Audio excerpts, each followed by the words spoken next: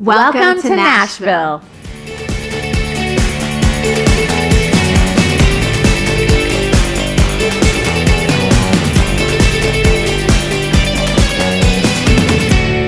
Hi, I'm Tammi Weed. And I'm Sarah Butler. And today we're going to be talking about one of our favorite topics when it comes to real estate, and that's short-term rentals. Sarah and I both got started doing Airbnb, and a lot has changed over the last few years. So we're just going to talk about a few of those changes. Now, Sarah, you actually have more doors than I do. I do a lot of my personal stuff, but I do a lot for clients. But how many doors do you have right now? We have about 50 doors. Incredible. And they're not all Airbnbs. We do executives, we do have the short-term rentals. So let's talk about that though. What is the difference between an executive rental and a short-term rental?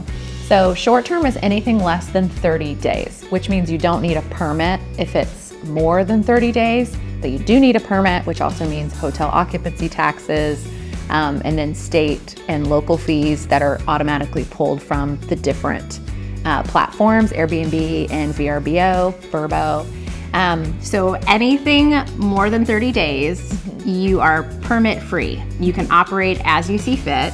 Then anything as long as the bylaws allow for it if you're in a community. True. So it's important to keep an eye out on those CC&Rs. And Tammi and I both know kind of which neighborhoods allow the 30-day plus rentals and which don't, which is important to know. It can really kind of shorten your search when we already know where to start from. Yeah, so when we have out-of-state buyers, which we get a lot of, we take them through the different asset classes. So short-term rental is one, mid-term or an executive rental, 30-day or more, and then you've got the long-term rental, which are typically unfurnished, right? Yeah. What's your favorite asset class? I mean, for first-time investors, it's still going to be your traditional short-term rental, which is anything 30 days or less. That's a little bit kind of more the sexy entry point to investing. This is where you have, beautiful furnishings. You have something really to write home about. You have a space where you can welcome people in. This is where you really shine, is in helping your clients get those spaces beautiful like that. And so for me, it's still going to be the short-term rental, but we always say you need to have multiple exit strategies. So if you ever want to pivot out of the short-term rental, those 3-4 day stays, will it work as a 30-day executive? Of course, with Nashville, all ships rise with the tide when it comes to our real estate value. So you want to get in a good location, but also holding that asset for as long as possible is where it comes in. Yeah, absolutely. So when people come to me personally, I give them those options. You've got the traditional Airbnb, which comes at a high price, right? So typically you're looking at, if you wanted to stay under, let's say you wanted to stay under 600,000, typically that's gonna be a 1-bedroom, right? Maybe you're lucky if you get 2, but it's gonna be anywhere from like 700 square feet, sometimes 600. It's gonna be under 1,000 square feet. And then you've got, what are we thinking?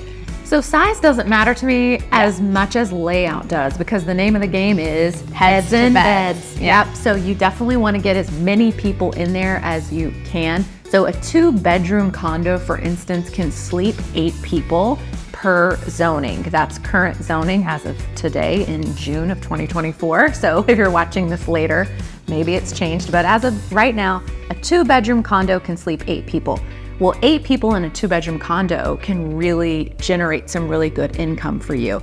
Now, a 4-bedroom with bunk spaces and pull-out sofas, you might be able to get 14 to 18 people in a property like that. So layout is more important to me than size, but absolutely, it's like, there's a little bit more bang for your buck when you can go up a bedroom or 2. Okay, so sticking with the short-term traditional Airbnb or traditional Vrbo, what is one of the things that you tell all of your clients? Like for me, design is more important than ever before. You have to be able to compete in this new market, right? I think the focus now is more boutique hotel. So focusing as if you are your very own hotelier. You can't just be like, we're a place to sleep near Nashville, come enjoy. You have to provide an experience that they're not getting at home. You also have to present a hosting opportunity where they actually feel like they have a friend in the city. Now, this can be you if you self-manage, which we're both big fans of self-management. It's where you're gonna recapture quite a bit of your income, 15 to 20% in management fees. You can do this, and we usually teach people how to do that on their own too, because that's money in your pocket that you're gonna want, and we do this for the money. So absolutely. So Who's that? Who's that? Who could be here? Check in. So there are a lot of hot Airbnb markets. So when people are considering Nashville, why Nashville? Why do we think it's a good idea? Obviously, we're here and we're such big fans of this city and the growth, but if you're not here and you're not in the day-to-day like we are and we're exposed to everything going on, why Nashville? I think Nashville always wins, right? Like that's what I tell everybody, and that's how I personally feel. This is where the market that I've chosen to not only live, but to invest in. And we've seen such incredible growth over the last few years. We actually just heard that Oracle is moving their headquarters to Nashville from Austin. So we're still in that like really exciting growth phase. And then we've got billions of dollars coming to Nashville, North Nashville in particular. In fact, we're sitting in one of the Airbnbs that I just sold a couple of days ago in North Nashville. $1.2 million property, sleeps 12 people. I'm so excited to see all of the growth, but like that's Nashville for me. What about you?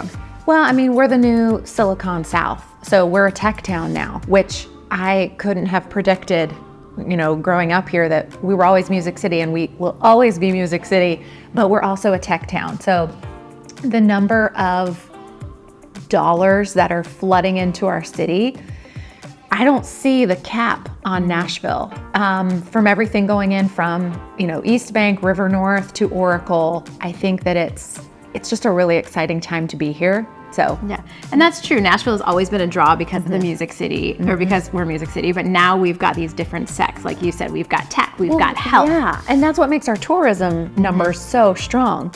Let me ask you this, Sarah. When somebody comes to you and they ask if cash flow is possible in today's market with those interest rates, what do you say to them? Absolutely. I think location's really important. Location is always going to be key, but also we're focusing on appreciation. That's right. But also in the interim, for people that are making good incomes already, buying an investment property, you can do something called a cost segregation study. Talk to your CPA about this. A cost segregation study and taking 100% of bonus depreciation. I think this year it's actually 60% bonus depreciation, but there is legislature that they're talking about bringing back 100% bonus depreciation. That's still a whole lot of money that saves you on your taxes. So for me, out of the gate, and this is why we continue to buy properties, we have to have that cost basis lowered for taxes. So that's the biggest ticket to savings is. Yeah, I think the real win, if you can, one, self-manage, right? And that's actually honestly pretty automated these days, even if you live out of state. If you don't want to do that, then there are certainly a ton of management companies in Nashville that you can choose from, and Sarah and I are well connected to several of them. So if you ever have any questions, come to us about that.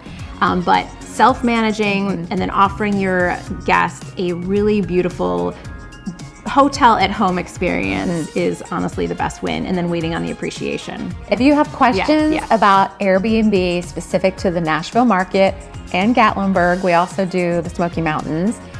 You can find us both on Instagram, Tammi Weed, TAMMIWEED, and I'm on Instagram as Sarah Knows Nashville. So reach out, give us a call, send us an email. We would be happy to send you our list that we keep of what's coming around the corner and what is exciting in the Nashville Airbnb market.